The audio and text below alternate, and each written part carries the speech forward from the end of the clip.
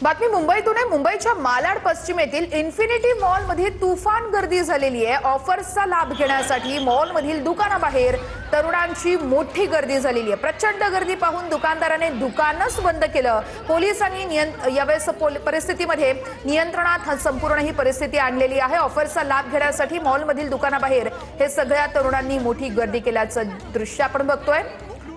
मुंबईच्या मालाड मधली ही दृश्य आहेत। इन्फिनिटी मॉल मध्ये ऑफर होती आणि त्याच ऑफरची जाहिरात सोशल मीडियावरती देखील पोस्ट करण्यात आली होती। ती जाहिरात बघूनच हे सगळे तरुण या ठिकाणी शॉपिंग करण्यासाठी आलेत आणि ऑफर्सच्या नादामध्येच इन्फिनिटी मॉल मध्ये तुफान गर्दी झाली आहे आणि यावेळेस पोलिसांनी संपूर्ण परिस्थिती नियंत्रणात आणलेली आहे आणि दुकानदारांना ही सगळी गर्दी बघून दुकान बंद करून टाकलं।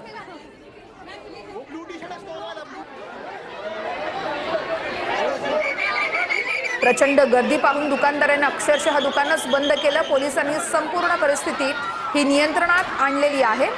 गेल्या काही दिवसांपासून या ऑफरची खरं तर जाहिरात सोशल मीडियावरती मोठ्या प्रमाणात शेअर केली जात होती आणि तीच जाहिरात बघून हे सगळे तरुण या ठिकाणी पोहोचले आणि तुफान गर्दी।